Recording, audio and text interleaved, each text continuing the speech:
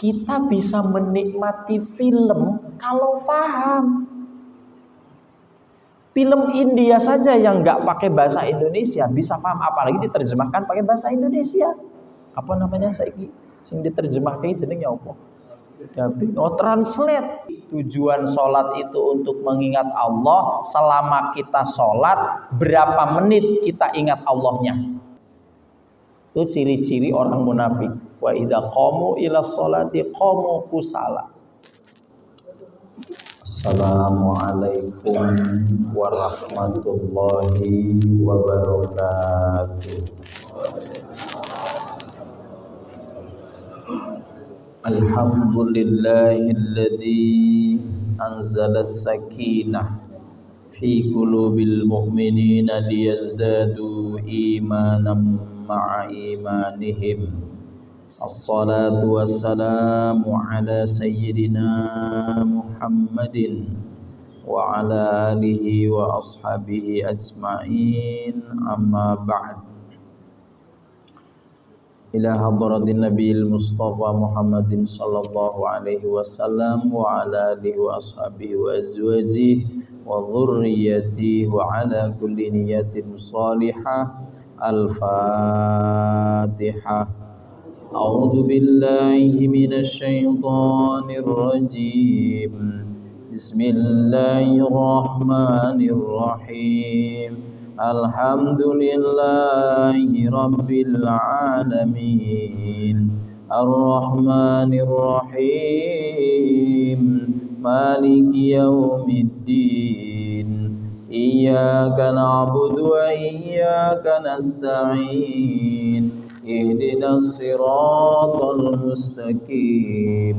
Siratal ladzina an'amta 'alaihim ghairil maghdubi 'alaihim waladdallin. Amin.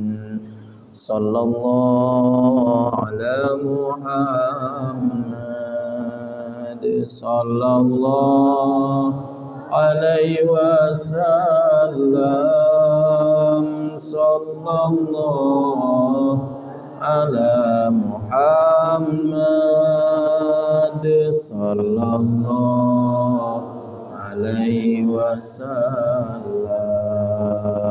Sallallahu Muhammad. Sallallahu alaihi wasallam. Sallallahu ala Muhammad. Sallallahu alaihi wasallam. Anta syamsun anta badrun anta nurun fawqa nuri. Anta syamsun anta badrun anta nurun fawqa nuri. Anta iksiru aghali. Anta misbahus suduri. Sallallahu ala Muhammad. Sallallahu alaihi wasallam. Sallallahu ala Muhammad. Sallallahu alaihi wasallam. Alhamdulillahi rabbil alamin.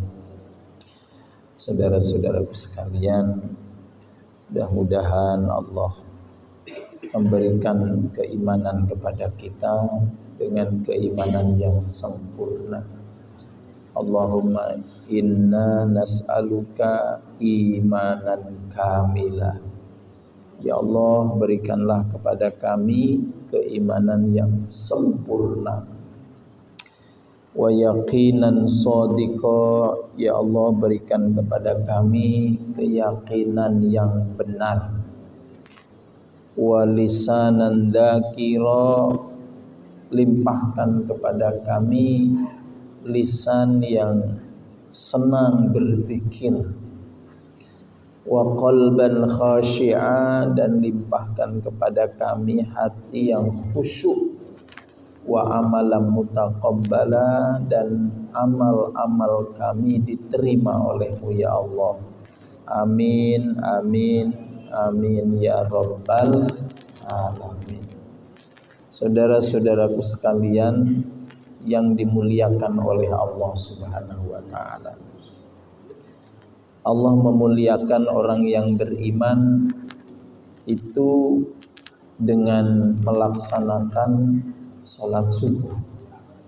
Sehingga salat yang paling berat untuk dilakukan oleh orang-orang munafik adalah salat subuh salah satunya, selain salat isya.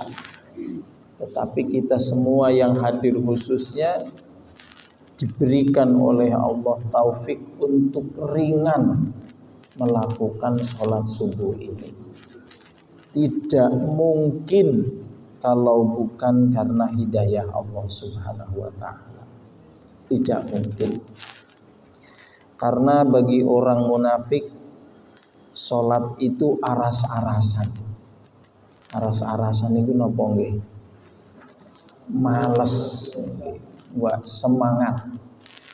Beda dengan nonton bola. Nonton bola 2 jam, walaupun pertandingannya itu di atas jam 2 malam, melek tur dikonconi kopi. Nggak ada ngantuk-ngantuknya, nggak ada angop-angopnya. Nggih betul. Nonton bola. Tapi sholat subuh, walaupun kita sudah tidur, Masya Allah, sudah tidur loh kita. Tadi malam minimal 4-5 jam itu minimal. Kalau 8 jam sudah standar kesehatan. Kita sudah tidur, bangun untuk sholat subuh. Masya Allah, ngantuknya nggak selesai-selesai. Sebab ditiup-tiup, dikipas-kipas oleh setan. Nanti kita akan baca nih hadisnya. Bagaimana setan itu suka niup-niup orang yang sholat. Apalagi subuhnya subuh keempat. Tambah ngaji. Pasti yang dicari, yang diinceng itu adalah tembok biar bisa nyender. Dan diawali doa, Bismika Allahumma ahya wa bismika amut. Sudah les gitu hilang, ngerti-ngerti wis bubar. Sehingga Allah menyinggung kita dengan memberikan perumpamaan orang-orang munafik. Karena orang-orang munafik juga sholat, Pak. Jadi jangan heran kalau zaman dulu orang-orang munafik itu sholat.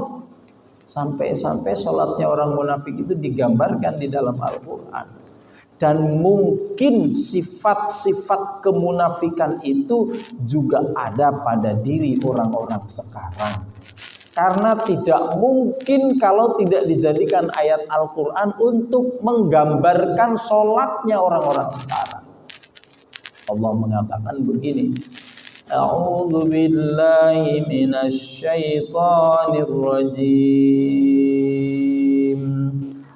Bismillahirrahmanirrahim.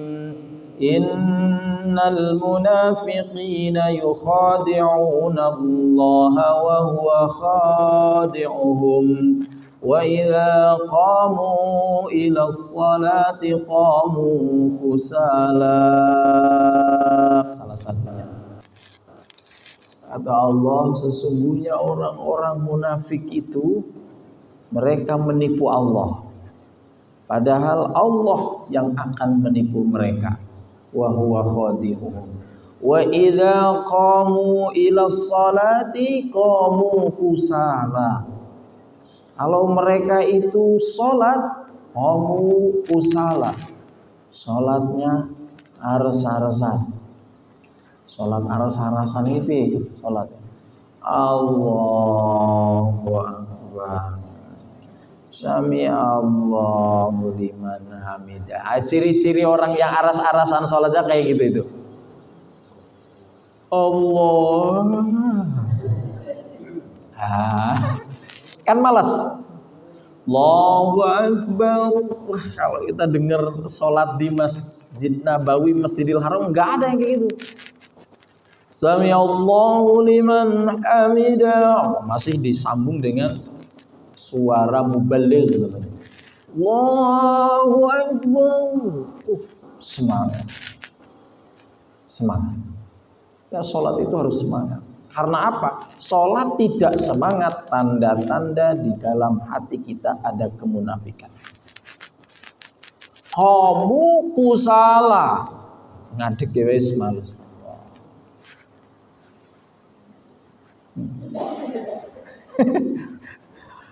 Kamu kusala aras-arasan. Cirinya dari gerakannya, dari ucapannya, gerakannya, terus kemudian ucapannya.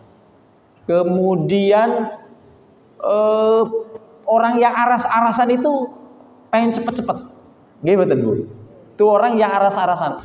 Cepet-cepet ya. Selalu mau iki. Orang yang aras-arasan males ketemu kita. Itu enggak asyik. Beda dengan orang yang semangat ketemu kita. Wah, ngobrolnya. Iya, jenengan itu duite akeh aku muji-muji. Mergone arep nagih utang. Semangat. Wah, tekone wae semangat. Wah, kae wong nek tak tekani kok ora ana terus. Saiki ana apa ora ya? Kayane ana motore ya. Alhamdulillah kayane aku ketemu nek iki. Wah, dilalah wonge ya metu. Metu ae ora iso silep to. Kepanggih. Langsung ulu salam terus. Assalamualaikum. Sing duwe omah ya. Saking kagete innalillahi wa inna ilaihi raji'un. Saking kepengin ketemu dengan orang yang punya rumah, semangat, ucapannya semangat, ngobrolnya semangat gitu. Orang yang sholatnya diterima oleh Allah, orang yang sholat semangat. Makanya maaf, jangankan melaksanakan sholatnya, sebelum sholatnya saja sudah kelihatan orang yang akan diterima oleh Allah itu belum sholat, baru mau sholat, baru dengar informasi mau sholat, hatinya sudah senang. Kita lagi baca sholatnya dewi, karena kita kan sering membaca, bertanya. Jadi sholatnya wae dewi ini ditompo karo Gusti Allah toh. Nah ini orang yang diterima sholatnya oleh Allah. Kalau kaidah di dalam kitab Al-Hikam begini, orang yang diterima amalnya oleh Allah adalah orang yang menikmati amal itu.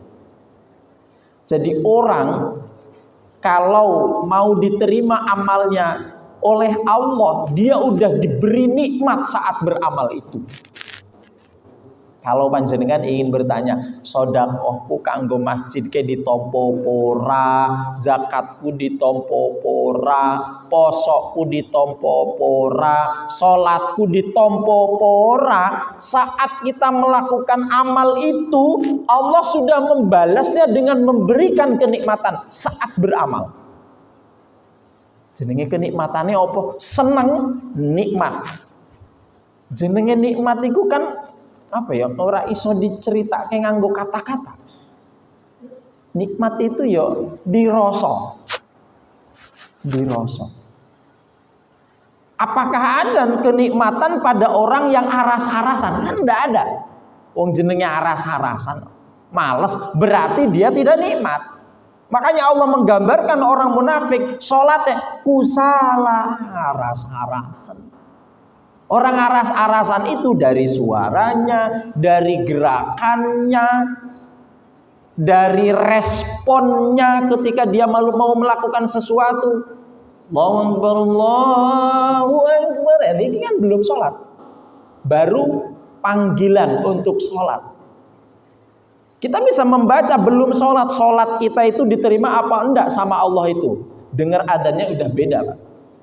Allahu Akbar, Allahu Akbar. Responnya alhamdulillah. Seneng hati deh. Alhamdulillah. Allahu Akbar sambil dijawab. Asyhadu an la ilaha illallah, asyhadu an la ilaha illallah. Tinggal tutup, dodolane ditutup, gaweane ditinggal, sholat. Tinggalkan semua urusan dunia.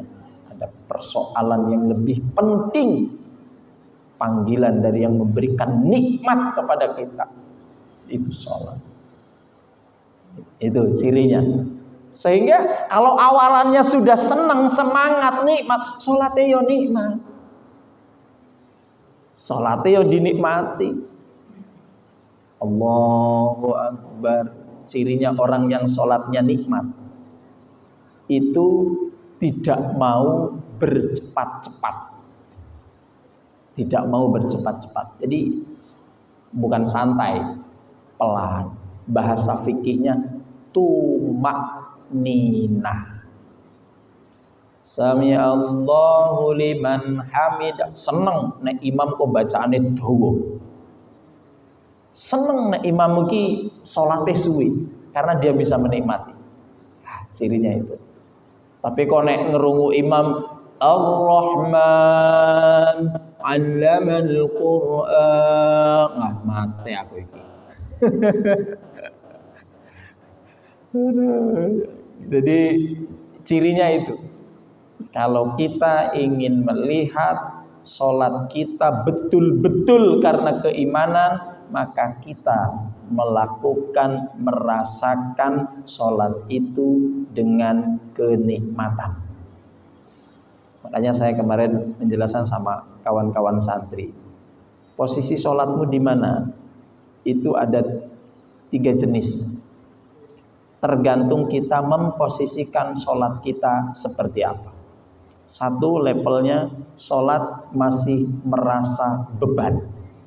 Kalau sholat masih merasa beban, sholat itu berat dirasakan karena beban. Orang mendapatkan beban kan dipikul kan berat. Nggak ada istilah beban kok ringan. Nah, ringan itu dijinjing. Kalau beban itu berat. Maka kalau sholat itu berat, berarti kita masih memposisikan sholat itu masih menjadi beban. Nggak mungkin nikmat, namanya beban. Beban kok nikmat? Nggak ada istilah beban kok nikmat. Allahu Akbar, Allahu Akbar.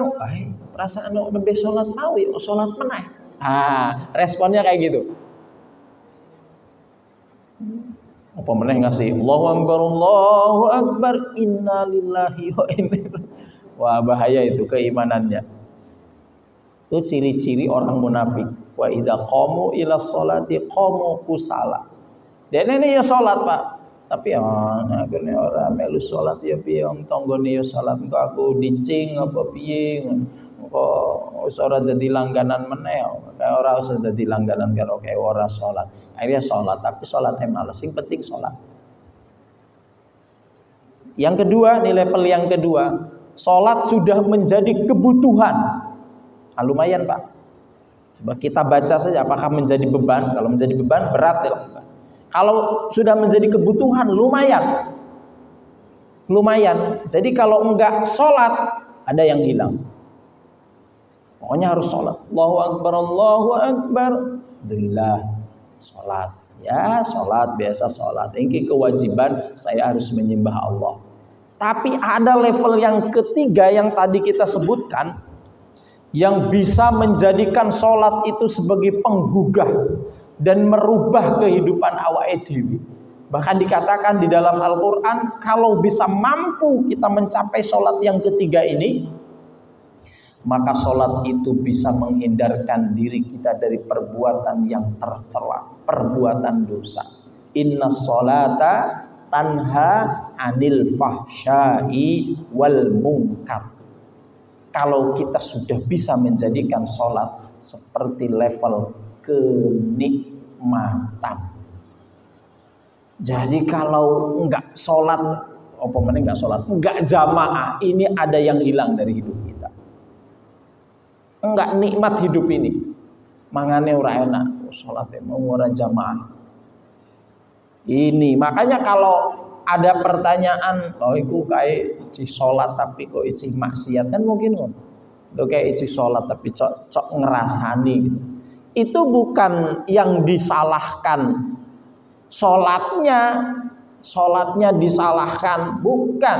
Tetapi orang yang sholatnya belum bisa sholat, yang menjadikan dia mencegah dari perbuatan dosa. Dianya bukan sholatnya. Kalau level sholatnya sudah menjadi kenikmatan, dia malu melakukan maksiat, melakukan dosa. Makanya mari bersama-sama kita tingkatkan sholat awake dhewe niki. Jangan seperti sholatnya orang munafik. Keset. Yang kedua, yuraunan nasa. Nah, sholat mau kepengin didelok menungso, riak, pamer. Aku tak sholat pamer saja daya anyar. Pamer apa ruku anyar. Kowe nek kanca-kancaku urung duwe ruku sing kaya ngene iki, ya kanggo. Monggo pamer ruku. Terus ada lagi yang ketiga yang terakhir. Wala yadhkurunallaha illa qalilan. Cirinya sholatnya orang munafik. Nauzubillah. Hati-hati, siapa tahu ada pada diri kita sifat-sifat itu. Dia sholatnya tidak ingat kepada Allah illa qalila, kecuali hanya sedikit. Jadi sholat itu untuk kita bertanya kepada diri kita apakah sholat kita sudah benar atau tidak. Selain sholat itu merasa nikmat, sejauh mana atau seberapa lama saat sholat kita ingat Allah. Karena tujuannya sholat itu aqimis sholat lidzikri. Dirikanlah sholat untuk mengingatku. Jadi kalau ada pertanyaan, Ustadz bagaimana sholat yang khusyuk? Sholat toh sepanjang sholat elingan Gusti Allah, selesai. Mudah disebut dengan khusyuk. Saya ulangi, kalau ada pertanyaan, Ustadz bagaimana sholat supaya khusyuk? Atau sholat saya sudah khusyuk atau tidak? Pertanyaannya gampang, karena Qur'annya aqimis sholata lidzikri, tujuan sholat itu untuk mengingat Allah. Selama kita sholat, berapa menit kita ingat Allahnya? Kalau lebih sedikit, itu sholatnya orang munafik. Kalau lebih banyak ingat Allahnya, berarti kita sudah sholatnya orang yang beriman. Sedikit banyak ukurannya gimana? Nah ini teori dunia nah niki. Kalau ada 10, 1 dari 10. 1 dari 10 ya. Kok 1 dari 10? 1 sampai 10. 1 sampai 10 itu kan 1, 2, 3, 4, 5, 6, 7, 8, 9, 10. Sama itu antara berapa dan berapa?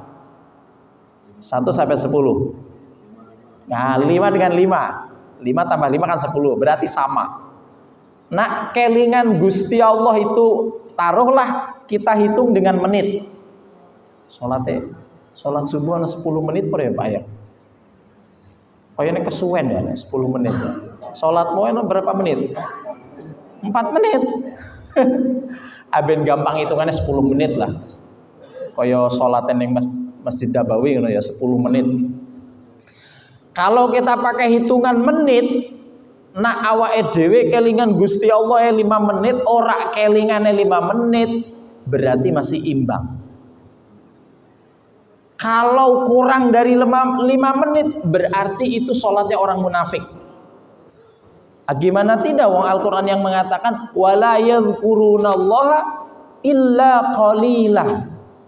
Ini menceritakan sholatnya orang munafik, tidak ingat Allah kecuali sedikit. Berarti orang munafik itu juga sholat, tapi sedikit ingat Allahnya.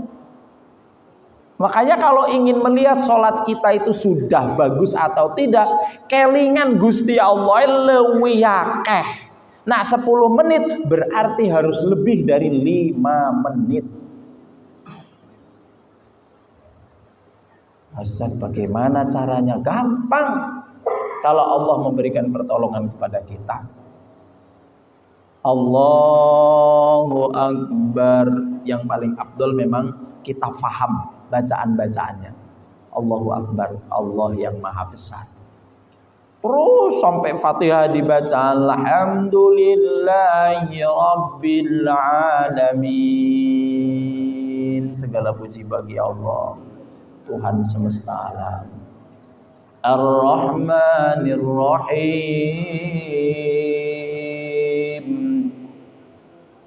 Maha pengasih lagi maha penyayang. Maliki yaumiddin. Di dalam hati bisikan-bisikan itu loh Pak, yang merajai hari kiamat. Iyyaka na'budu wa iyyaka nasta'in. Itu bacaannya. Hati kita kemudian menerjemahkan, ya Allah, kepadamu aku menyembah dan kepadamu aku mohon pertolongan. Hanya kepadamu aku menyembah dan hanya kepadamu aku mohon pertolongan. Ihdinas siratal mustaqim. Ya Allah, tunjukkan kami ke jalan yang lurus. Hatinya berbisik itu namanya kelingan Gusti Allah. Caranya, Ustaz, saya itu nggak tahu maknanya, nggak pernah ngaji, nggak pernah mondok, nggak pernah belajar bahasa Arab. Nah ini tak kasih tahu khusyuknya orang awam. Kaya awake dhewe. Kaya awake dhewe niki sing gak mudeng bahasa Arab. Bagaimana caranya agar tetap kita bisa menikmati sholat dan dalam sholat kelingan Gusti Allah. Tak warai caranya. Karena Al-Qur'an yang mengatakan aqimis sholat lidzikri. Kerjakan sholat, dirikan sholat untuk mengingatku, mengingat Allah. Maka sholatlah mulai Allahu Akbar sampai tahiyat, kemudian salam, Assalamualaikum warahmatullah, Assalamualaikum warahmatullah. Atine jenengan zikir Allah, Allah, Allah. Kelingan Gusti Allah. Itu aja. Kalau belum bisa menerjemahkan bacaan-bacaan sholat, itu aja cara khusyuknya orang awam. Bisa ndak jenengan baca ngeten iki? Bismillahirrahmanirrahim. Atine Allah, Allah, Allah, Allah, Allah. Atau denger ke imam, gak mudeng maca apa? وَلَقَدْ آتَيْنَا لُقْمَانَ الْحِكْمَةَ أَنِ اشْكُرْ لِلَّهِ وَمَنْ يَشْكُرْ فَإِنَّمَا يَشْكُرُ لِنَفْسِهِ. Jenengan zikir. Sebab kalau enggak zikir pikirane iki pasti gentayangan. Wis ana sing tekan dapur, sing paling akeh tak waca ibu-ibu, masak apa iki? Bayem iki ono. Tapi kayak jagungnya wis entek. Wah, terus itu. Apa meneh imam bacaane dawa. Jagungnya ora ono, tapi bawang berambang isi ono. Ya asem-asem kurang apa yo. Sampai assalamualaikum warahmatullahi. Sayur atemnya masih mateng itu. Sayur asemnya wis mateng itu. Wes. Makanya kenapa ibu-ibu kalau sudah pulang subuhan langsung tak karena sudah dirancang ketika sholat. Gimana? Tanpa mikir wes. Baru masuk dapur sudah buka kulkas tak. Karena sudah selesai rancangannya ketika sholat. Hilang Gusti Allahnya. Jadi selama sholat 10 menit adanya hanya rencana masak sayur asem. Bahkan posisi uangnya buat belanja di mana, belanjanya kemana, jam berapa, sudah paham. Akibat apa? Enggak paham bacaan sholat, tidak tahu caranya khusyuk. Bagi orang awam, ya kita baiknya tetap belajar. Bacaan sholat itu gampang dan terjemahannya juga sudah ada dalam bahasa Indonesia. Ada Fatihah kan, cuma kita aja yang malas tidak mau belajar, sehingga sholatnya nggak pernah di-upgrade. Tahu di-upgrade nggak ya? Apa ya jadinya? Nggak pernah ditingkatkan gitu. Alah, beli buku bacaan yang tuntunan sholat lengkap. Itu lengkap dengan artinya. Dan kayaknya sudah ada di rumah panjenengan. Itu gambarnya ada orang yang ruku, orang yang sujud, tapi nggak pernah dibuka. Oke, paling sadar ini nanti inget ono bakul neng pasar, tuku elingan gajine Pak Dayak, bar dituku, ya wis tuku tok ora tau diwaca. Padahal itu yang paling bermanfaat. Faham artinya kita bisa nikmati sesuatu kan kalau faham. Ya tidak. Kita bisa menikmati film kalau paham. Film India saja yang nggak pakai bahasa Indonesia bisa paham, apalagi diterjemahkan pakai bahasa Indonesia. Apa namanya saiki sing diterjemahkan jenenge apa? Dubbing. Translate. Paham bisa guyu-guyu padahal bahasa Inggris. Karena paham. Lu sekarang kita udah sholat berapa puluh tahun ini nggak nikmat-nikmat karena nggak paham. Ya tidak. Makanya ada caranya, Allah memberikan cara yang paling mudah agar tetap bisa khusyuk, zikir, ingat sama Allah. Itu aja dulu. Kalau sampai ada orang yang, kowe kok sholatnya cepet men, lihai kok awet pian aku wis sholat. Sholat itu semakin lihai, semakin lama. Garis bawahi. Sholat itu semakin lihai, semakin lama, semakin khusyuk, semakin lama. Karena dia semakin menikmati sholat itu. Nanti kalau nggak percaya silahkan. Ini aja dulu diamalkan. Allah. Subhana rabbiyal a'la. Jenengan nggak paham maknane, ngucape tetap subhana rabbiyal a'la. Allah. Atine itu Allah. Atau ya jenengan yang paling ono kan yang kene ngapunten. Sing paling ono neng kene di dalam pikiran jenengan, di dalam hati, di dalam pikiran. Niki kan permasalahan, gitu betul. Permasalahan urip itu. Contoh anaknya sakit, pasti kan pikirannya mikir anak loro terus, gitu betul. Gitu. Tapi sing paling kata tak dele-dele mikiri utang ini. Oke, nah ini caranya ini. Kalau nyemantel ke apa bahasanya nyemantel? Nyemantel ke hati kalih pikiran yang Gusti Allah kok angel ora iso. Allah. Angel ya. Niki cara yang kedua, mungkin yang lebih ampuh. Cemantelno ati lan pikiranmu neng masalah sing saiki mbok pikir kalih Gusti Allah, itu juga khusyuk.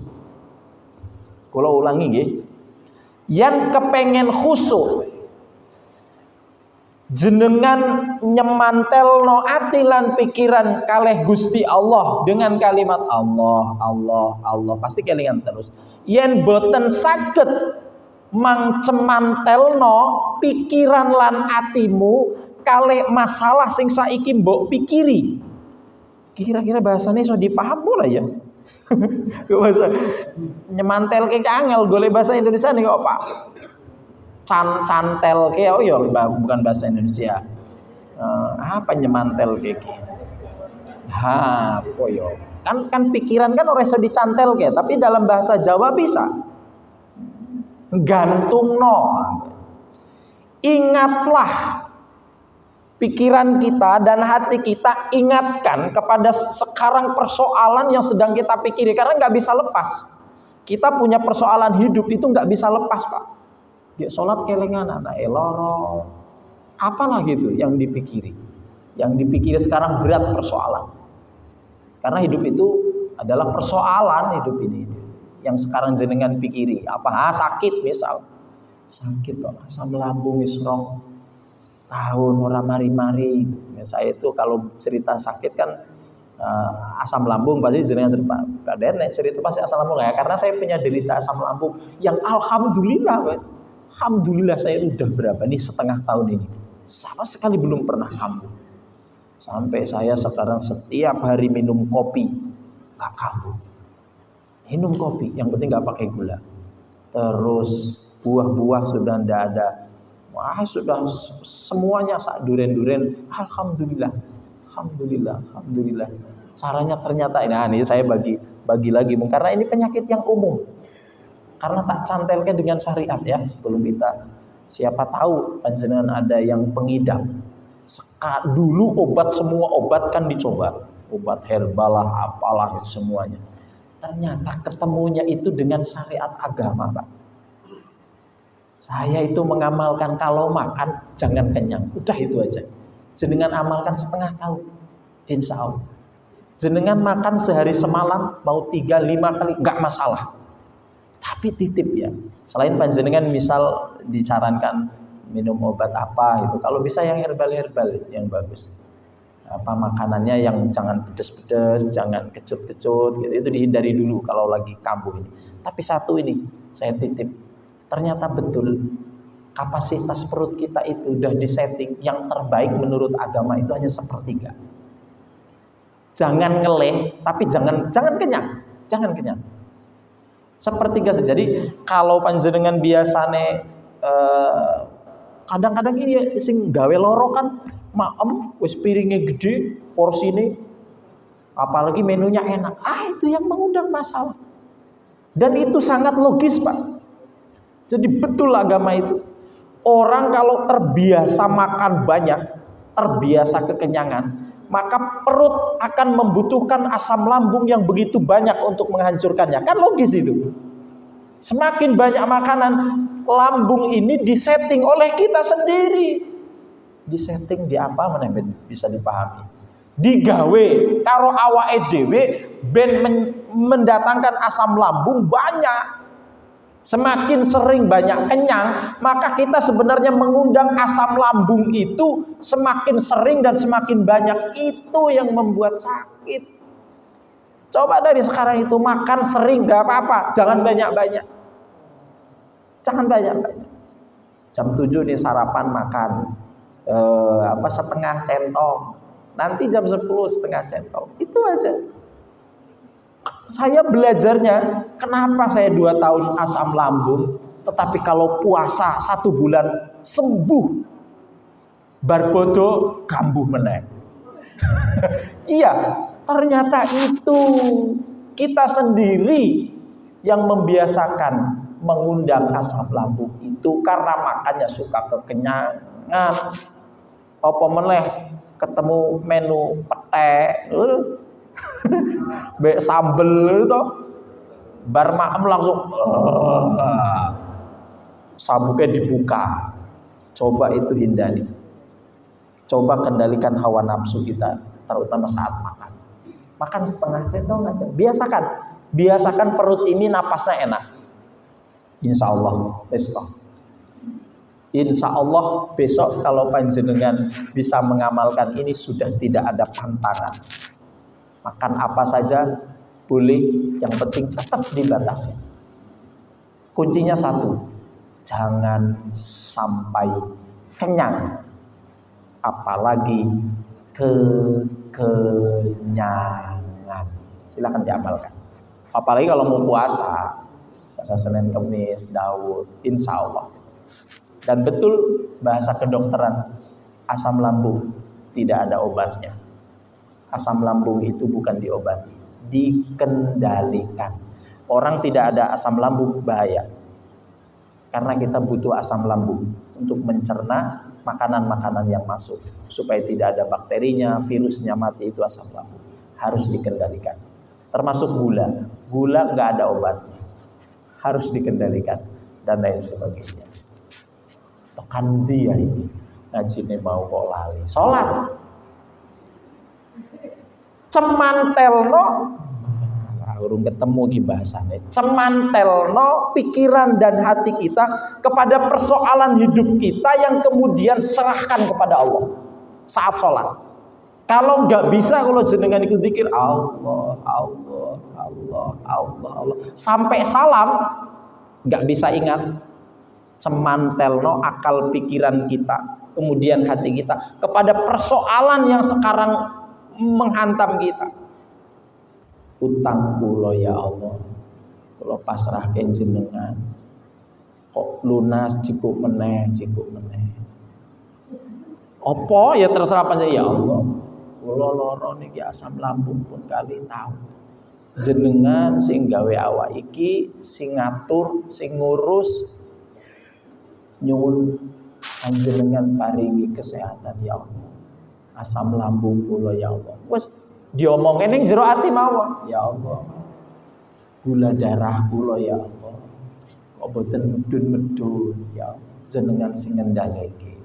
Monggo terus sepanjang salat jenengan ingat persoalane jenengan, kemudian serahkan sama Allah ketika sholat.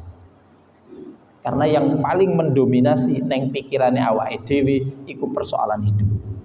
Caranya begitu. Dan itu boleh, dan itu doa. Apalagi ketika jenengan saat sujud, ketika kita sedang sujud, subhana rabbiyal a'la. Ya Allah, bojone kula ora tobat-tobat ya Allah. Moga kula serahke panjenengan.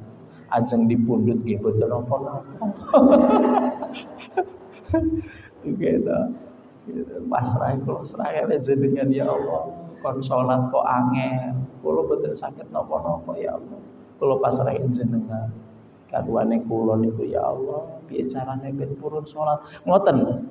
Kata awake dhewe itu selama kita melek sadar, tidak tidur, hati ini kan tidak bisa diam. Ngomong terus. Kata sekitar nih, ngaji kan hatinya jenengan ini ya ngomong terus. Ngomong terus. Gara-gara melihat saya jenengan mikir saya hatinya ngomong. Ono sing ngomong Allah pada itu utangnya akeh kan ono macam-macam. Wis macam-macam mikire kula. Mana wis mikiri apa gitu kan enggak bisa diam. Pikiran itu enggak bisa diam. Pikiran, hati enggak bisa diam. Coba fokuskan hati dan pikiran kita ketika sholat kepada persoalan yang mendominasi pikiran itu. Apa persoalan urip? Biasanya persoalan urip. Mbuh yo sakit, mbuh yo apa? Termasuk yang mau dilakukan ya Allah. Ini bar sholat saya mau ke Boyolali. Misal, itu kadang-kadang mendominasi. Pikiran itu didominasi dengan apa yang akan segera kita lakukan. Niki bar niki jenengan. Misal mau masak ya. Ya Allah. Kula ajeng masak sayur asem. Muga-muga masakane enak. Lah terus pikiran teko meneh iki. Niki blonjone ajeng tengene yu ngadiem ya Allah, muga-muga kula mlakune selamat. Nah, ngono carane. Saged dipaham mboten? Jadi apa yang ada pikiran ini kadang-kadang setan itu pinter. Sepele. Cantel ke langsung kali Gusti Allah. Ya Allah. Wah, arep masak asem-asem kok jagungnya ora ono. Ya Allah, benten-benten jagungnya ya Allah. Pripun iki masake tak ganti napa ya Allah? Saged. Bisa. Karena setiap saat mulai kita bangun sampai bangun lagi 24 jam setan itu tidak pernah leren balik ke pikirannya dewi, hatinya dewi. Itu setiap saat menyesatkan kita. Makanya kenapa amal yang paling dicintai oleh Allah itu ingat kepada Allah, zikir kepada Allah, supaya kita tidak bisa disesatkan oleh setan. Lane awake dhewe gek salat wae, gek salat wae ora kelingan Gusti Allah. Manya nek ora gek salat. Ada. Di salat saja yang harus ingat kepada Allah, enggak ingat Allah, apalagi lagi kita enggak salat. Saat sholat saja setan itu datang. Ini hadis yang ingin kita baca. Sebenarnya ini akan kita kaji, tapi kok malah nyasar tekan jelas ke sholat khusyuk piye carane. Ke sholat. An Ibni Abbas radhiyallahu anhu anna Rasulullah sallallahu alaihi wasallam qala ya'ti ahadakum asy-syaiton fi sholati. Dari Ibnu Abbas radhiyallahu anhu sesungguhnya Rasulullah sallallahu alaihi wasallam bercerita, ya'ti ahadakum asy-syaitonu fi sholati. Setan itu datang saat seseorang sedang sholat. Siapa tahu kita pernah ya didatangi setan sing model ngene iki. Karena macam-macam. Salat itu goda wong, setan itu goda wong salat itu macam-macam. Nah, salah satunya begini kata Nabi. Setan datang kepada seseorang yang lagi salat. Fayanfuhu fi ma'adati. Kemudian setan itu meniup-niup pantatnya orang yang salat. Jadi kurang gawean. Wong gek sholat, bokongnya disebul-sebul, berarti setan. Fayukhayyalu ilaihi annahu ahdasa walam yuhdis. Kemudian orang yang sholat itu merasa, aku batal pora ya, aku batal pora. Pernah enggak? Pernah enggak jenengan? Berarti sing pernah kuwi pernah disebul setan. Batal pora iki, batal pora. Akhirnya sepanjang sholat awake dhewe ora kelingan Gusti Allah, sing neng pikiran batal pora. Itu kena sebulan setan. Fa idza wajada dzalika fala yansharif hatta yasma'a sautan aw yajida rihan. Kata Nabi, kalau kemudian kita merasa seperti itu, jangan batalkan sholatnya. Kalau merasa kok di pantat saya ada perasaan seperti buang angin, apa bagaimana, itu hanya sekedar perasaan saja karena tiupan setan. Sehingga jangan batalkan sholatnya selama kita tidak mendengar suara atau mencium bau karbit. Karena mencium jelas suaranya berat, nah itu jelas. Iki mambu apa ngono iki. Krasa lah iku memang ngentut, tapi enggak ono mambu-mambu, enggak ono suara. Jangan dibatalkan. Ketika ada perasaan itu batal tidak? Tidak. Ora batal, dilawan oleh panjenengan. Itu adalah godaan setan. Kemudian kembalikan lagi tadi, ya Allah, niki kula diganggu kalih setan ya Allah, diganggu kalih setan. A'udzubillahi minasyaitonirrajim. Di dalam hati saja. Bacaannya tetap bacaan sholat. A'udzubillahi minasyaitonirrajim. Ya Allah, minta tolong kendalikanlah setan ini ya Allah, minta tolong kendalikan setan ini ya Allah. Gitu. Jadi 24 jam kita ini tidak lepas dari godaan setan yang terkutuk. Lagi tidur wae di enteni yo, carane ndak bangun, dikipas-kipasi. Pemeneh menjelang subuh. Wah, itu paling sibuk. Setan itu paling sibuk nak menjelang subuh. Sehingga kita dengar adzan itu cenderung ngantuk, merem meneh. Les meneh. Itu yang paling banyak. Berat rasanya. Badan ini mau bangun itu berat rasanya. Ketika menjelang subuh. Supaya kita tidak sholat tahajud, tidak sholat subuh dan lain sebagainya. Oke. Saudara-saudara sekalian yang dicintai oleh Allah Subhanahu wa taala, itu kajian kita tentang bagaimana sholat agar khusyuk, bagaimana cirinya orang munafik kalau sholat, yaitu malas dan sama sekali tidak ingat Allah kecuali sedikit, dan juga bagaimana setan datang kepada kita bahkan saat kita sedang sholat dan bagaimana kita menanganinya. Saat kita merasa batal atau tidak, katakan tidak, tapi aja diucapke dalam hati saja. Ndak, ini godaan setan. Mudah-mudahan bermanfaat. Mungkin ada yang mau bertanya dan kita diskusikan.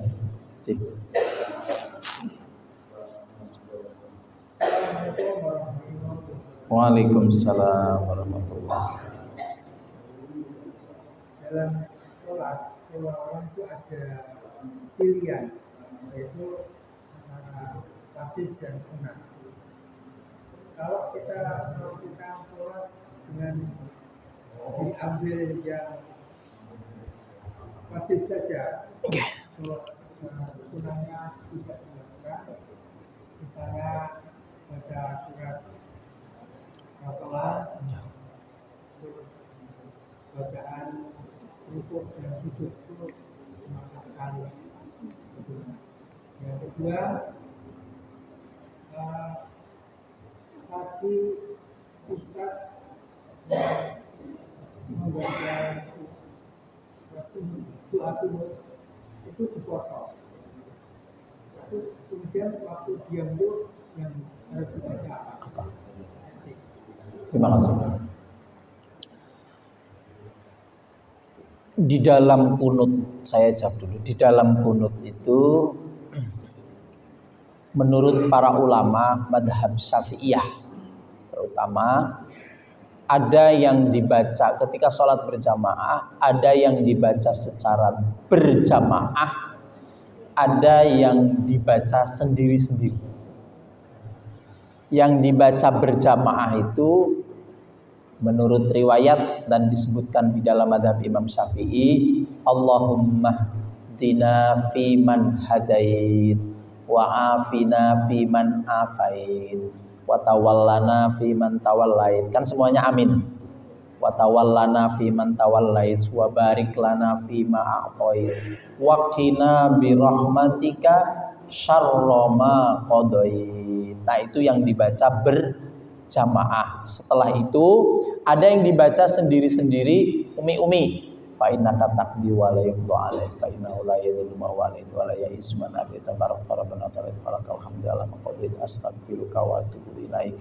Setelah itu ditutup sholawat oleh imam, ditutup sholawat gimana?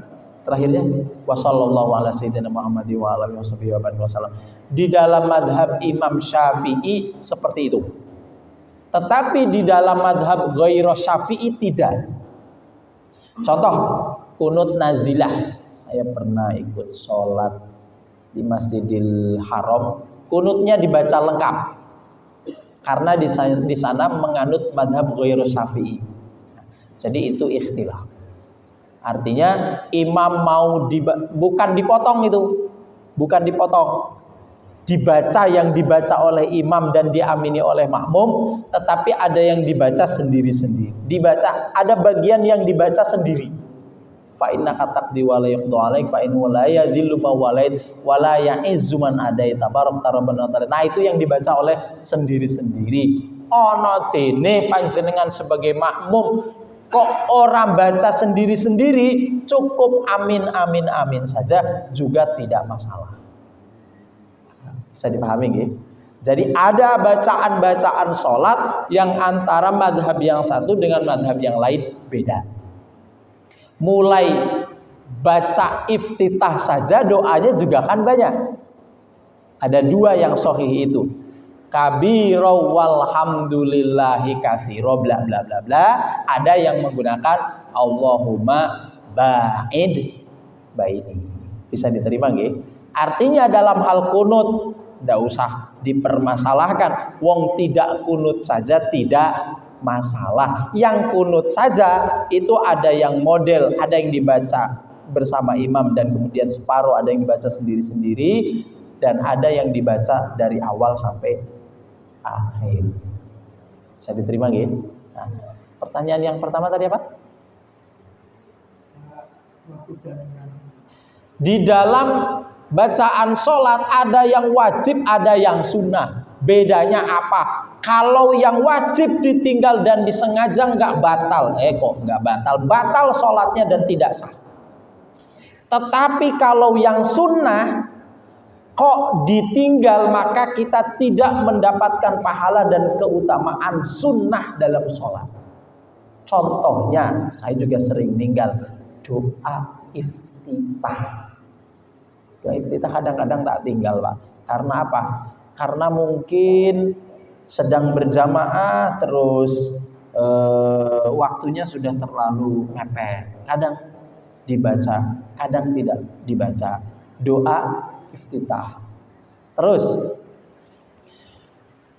subhana rabbiyal a'la, subhana rabbiyal azim, saat ruku dan saat sujud. Sunnahnya berapa kali? Sunnahnya 3 kali. Kalau panjenengan ketinggalan sama imam, dapatnya 1 kali, imam sudah bergerak, segera ikut imam, karena lebih utama mengikuti imam daripada menyempurnakan. Cukup subhana rabbiyal a'la, Allahu akbar, seperti itu contohnya. 1 enggak apa-apa, enggak apa-apa. 3 enggak apa-apa, 3 enggak apa-apa. Kok masih ada waktu untuk baca itu, jenengan nambah, boleh-boleh. Jadikan 7. Makanya kalau panjenengan kok sudah dikasih hidayah oleh Allah, dikasih taufik untuk bisa nikmat dalam sholat, ketika jenengan sujud, subhana rabbiyal a'la, subhana rabbiyal a'la, subhana, masih nikmat, ingin masih sujud, terutama nek ngeten iki sholat sunnah tahajud, sholat sunnah 2, masih ingin sujud, tambahi subhana rabbiyal a'lanya 7 kali enggak apa-apa. Karena masih ingin sujud, apalagi jenengan nggih curhat sama Allah. Masalah wakeh ya Allah, kula niki tak sujude sing suwi. Maka jangan diam saat sujud itu. Atine ngudoroso nyang Gusti Allah, donga kepada Allah, bacaannya tetap subhana rabbiyal a'la, subhana rabbiyal a'la, subhana rabbiyal a'la, sambil atine ngomong sama Allah, ya Allah niki kok kula cobaane abot sambil panjenengan boten maringi cobaan kecuali sing diparingi niku mampu, kula diparingi kemampuan ya Allah nerima cobaan iki kanthi ikhlas, ridho, atine ngoten niku. Ya, jadi sujud suwi apa-apa, bacaannya tetap subhana rabbiyal a'la, tapi ngudorosone aja ngasih keperucut ngertes betul Mas? Ojo juga sujud jenengan ngucap utang kula ya Allah, batal salate.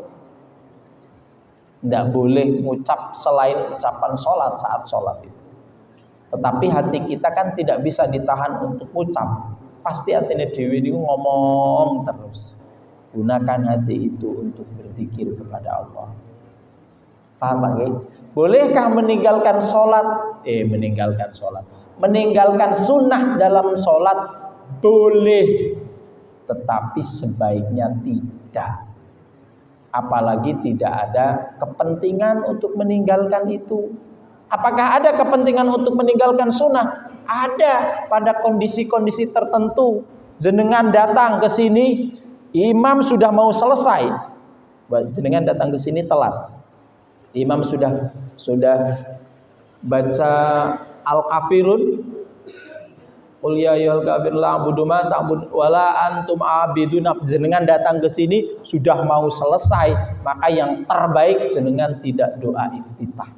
Datang, saya niat sholat subuh 2 rakaat, Allahu Akbar, masih ada waktu, masih lakum dinukum, jenengan baca Fatihah, bismillahirrahmanirrahim, alhamdulillahirabbil alamin, karena Fatihah wajib. Bisa dipahami? Ada kondisi-kondisi tertentu jenengan justru sebaiknya meninggalkan kesunahan, langsung loncat kepada yang wajib. Contohnya yang saya ceritakan tadi, Fatihah langsung. Tapi kalau tidak ada kepentingan, sebaiknya semua sunnah kita kerjakan dalam sholat. Tidak ada yang tertinggal. Sholat qobliyah, ba'diyah sekalipun lengkap. Allahu Akbar kabira walhamdulillahi katsira Allahumma ba'id baini. Gitu. Bisa diterima nggih? Kalau disengaja bagaimana? Ya enggak apa-apa, cuma kita kehilangan afdholiyah salat. Salatnya sah? Sah. Salatnya tetap sah. Seperti puasa, ada kesunahan-kesunahan, ada kewajiban-kewajiban ketika Ramadan. Apa kesunahannya? Takjilul iftar. Kalau sudah dengar adzan itu segera berpuasa, segera buka. Nah, ini engkau saya bu nanggung kamu ya, ngetik. tempat bukanya di sana. Nanggung bu, 10 menit. Hilang kesunahan kita. Padahal yang namanya buka puasa, dengar Allahu Akbar, langsung bismillah. Tapi kayak nanggung 10 menit, hilang. Berarti kan boleh meninggalkan kesunahan. Tapi kan kita hilang pahala mendahulukan berbuka puasa. Atau mentakhirkan sahur. Sahur itu akhirnya yang bagus itu akhir-akhir. Jam-jam setengah 4, jam 3, jam 4 aja. Dengan itu jam 1 gitu, mereka tidak bisa tidur. Tak sahur sekalian lah. Ya Allah niat kalau sahur bejang ajeng puasa, tapi mangke tak tilem sisan tekan subuh boten sahur malih. Hilang kesunahan puasa jenengan. Kesunahan dalam berpuasa yaitu mengakhirkan sahur. Wong jam 1 kok wis sahur. Dalam sholat juga begitu. Paham nggih? Bahkan enggak baca ayat Al-Qur'an setelah waladdallin amin, langsung. Boleh. Ada kepentingan meninggalkan baca Quran. Kalau ada kepentingan, contohnya apa? Sekarang sudah dimeniti kalau mau qomat. Ya tidak? Biasanya kita sholat sunnah 3 menit. Ini tinggal 1 menit nih. Wah, ini ada kesempatan saya sholat qobliyah subuh. Padahal qobliyah subuh itu kan utama sekali. 1 menit bisa saya sholat? Bisa. Allahu Akbar. Bismillahirrahmanirrahim. Waladdallin amin. Allahu Akbar. Subhana rabbiyal azim. Sami Allah 1 kali. Sami Allahu liman hamidah. Allahu Akbar subhana rabbiyal a'la. Allahu Akbar rabbighfirli warhamni. Allahu Akbar, tidak sempurna doanya. Allahu Akbar subhana rabbiyal a'la. Allahu Akbar bismillahirrahmanirrahim. Waladdallin amin. Allahu Akbar subhana rabbiyal a'la. Sami Allahu liman hamidah. Allahu Akbar. Tapi tetap tumakninah. 1 menit bisa. Kalau menjadi kebiasaan, Ya jangan jadi kebiasaan. Oh, karena boleh saya tak jadi kebiasaan aja telat. Tentu keutamaannya beda. Kan ini sudah 1 menit. Kalau kita sholat sunnah, qomat, ketinggalan jamaahnya. Ya tidak? 1 menit kan di masjid-masjid tertentu yang pakai timer untuk qomat, dia nggak kenal ampun. Ada yang sholat luweh qomat di masjid-masjid besar itu. Pokoknya kalau sudah waktunya qomat, nggak peduli jenengan sholat sunnah apa-apa. Tapi kalau pakai sholat sunnah yang lengkap, yang ketinggalan kita jamaahnya. Tapi kalau panjenengan tetap saya harus dapat qobliyah subuh, sholat qobliyah subuh dengan 1 menit bisa. Caranya kayak gitu. Tetap tumakninah, tetapi dikurangi, tidak membaca yang sunnah. Tapi kan lumayan kita dapat sholat sunnah, lumayan. Makanya supaya tidak kayak gitu itu, ya datangnya ke masjid itu lebih awal. Setengah jam sebelum subuh sudah datang. Sholat sunnah tahajud. Sholat sunnah tahajud terus sholat sunnah hajat. Masuk fajar Allahu Akbar.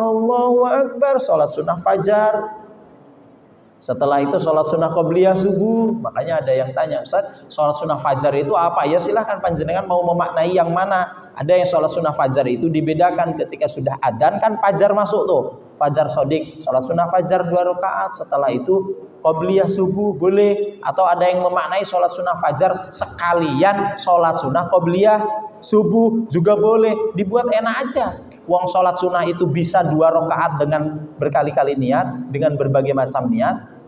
Masuk sholat sunnah, qobliyah, tahiyatul masjid, dipisah-pisah boleh, digabung boleh, selama masih sholat sunnah namanya. Seperti puasa. Di dalam fikihnya para ulama mengatakan begitu. Bisa diterima gitu? Masih ada yang tanya? Dah cukup? Al-Fatihah. A'udzu billahi minasy syaithanir rajim. Bismillahirrahmanirrahim. Alhamdulillahi rabbil alamin. Ar-Rahmanir Rahim. Maliki yaumiddin. Iyyaka na'budu wa iyyaka nasta'in. اهدنا الصراط المستقيم صراط الذين أنعمت عليهم غير المغضوب عليهم ولا الضالين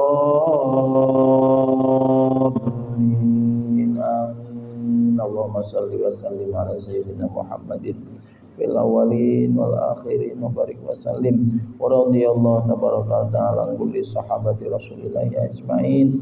Allahumma inna nas'aluka imanan kamila wa yaqinan sadiqa wa lisanan dzakira wa qalban khashi'an fis shalah wa qalban khashi'an fi shalah wa qalban khashi'an fi shalah wa amalan mutaqabbala. Allahumma inna nas'aluka al-huda wat tuqa wal afafa wal ghina. Rabbana taqabbal minna innaka antas samiul alim wa tub alaina ya maulana innaka antat tawwabur rahim. Rabbana atina fid dunya hasanah wa fil akhirati hasanah wa qina adzabannar. Wa sallallahu ala sayyidina Muhammadin nabiyil ummi wa ala alihi wa sahbihi wa baraka wa sallam. Subhana rabbika rabbil izzati amma yasifun wa salamun alal mursalin walhamdulillahi rabbil alamin. Subhanakallahumma wa bihamdika ashhadu an la ilaha illa anta astaghfiruka wa atubu ilaik. Kurang dan lebihnya mohon maaf. Assalamualaikum warahmatullahi wabarakatuh.